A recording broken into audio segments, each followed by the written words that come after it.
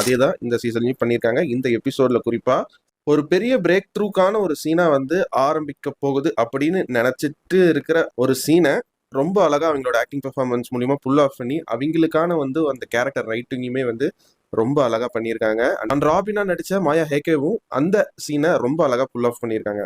பார்த்த வரைக்குமே வந்து ஒரு யூஸ்லெஸ்ஸான கேரக்டர்ஸ்ன்னு பார்த்தீங்கன்னா மிலிட்ரி கேரக்டர்ஸ் தான்.